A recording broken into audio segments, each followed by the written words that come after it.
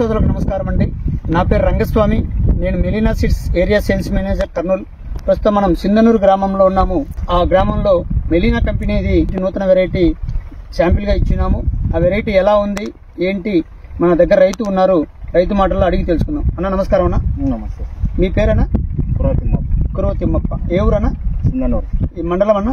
ఐజా మండలం. ఇక్కడ ఏ వెరైటీ వేసారన్న? ఇది వెరైటీ అని ఇచ్చినారు సార్. ఇది ఓకే. ఇచ్చేట బాగుంది సార్. ఎప్పుడు నాటుకున్నారన్నా? సార్ 3-3.5 100 రోజులు అయింది. 100 రోజులు అయింది.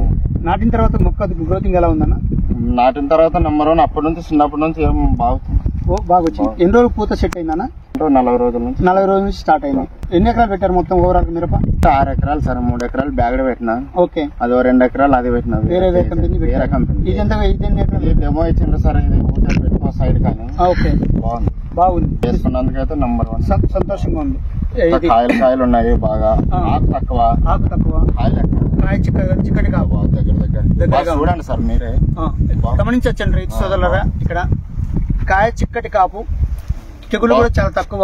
బాగుంది. తెగులే లేదు సార్ అసలు. నల్లికి గానీ ఏమిటి గానీ పచ్చగా ఉంది. అసలు మందే కొట్టాల. ఎన్ని రోజులు అయింది? నెల అయింది మందు కొట్టక. కాయ కోయాలని చెప్పేసి రైతు 4 రోజులు అయింది స్ప్రే చేయక. అయినప్పటికీ కూడా మొక్క కూడా ఎటువంటి మందు చెదరకుండా నీట్ గా ఉంది. మంచి వెరైటీ అని చెప్పేసి రైతు మాటల్లో చెప్తున్నారు. ఇక్కడ అదే విధంగా మనకి డీలర్ గారు కూడా ఫీల్డ్ చూడడానికి వచ్చారు. వారు కూడా మన దగ్గర ఉన్నారు. వారి మాటలు కూడా అడిగి తెలుసుకున్నాం. సార్ నమస్తే సార్. నమస్తే సార్. ఇది ఎలా ఉంది సార్ వెరైటీ? బాగుంది సార్ వెరైటీ. కాయలు ఎంత ఎలా ఉందండి? లెంత్ బాగుంది సార్. కాపు బాగుంది. బేరింగ్ బాగుంది. ఫ్రూట్ బేరింగ్ కూడా బాగుంది. నిండు కాపు ఉంది. ట్రిప్స్ కానీ ఎలాంటి ఏం లేవు. ఫార్మర్ కూడా 1 మంత్ నుంచి ఎలాంటి స్ప్రే చేయలేదంట. ఓకే. చూడొచ్చండి, గమనించవచ్చు. ఇక్కడ తోట కూడా ఎటువంటి తెగులు లేకుండా మంచి చిక్కటి కాపు, అదేవిధంగా మొక్క పచ్చదనంగా ఉండడము, తెగులు ఆశించకుండా పచ్చదనంగా ఉండి మంచి దిగుబడి ఇచ్చే రకము. కాబట్టి రైతు సోదరులందరూ కూడా ఈ వెరైటీ చూసి మన రైతు గారిని కూడా అడిగి తెలుసుకొని ఈ వెరైటీ వేయాలని కోరుకుంటున్నాను.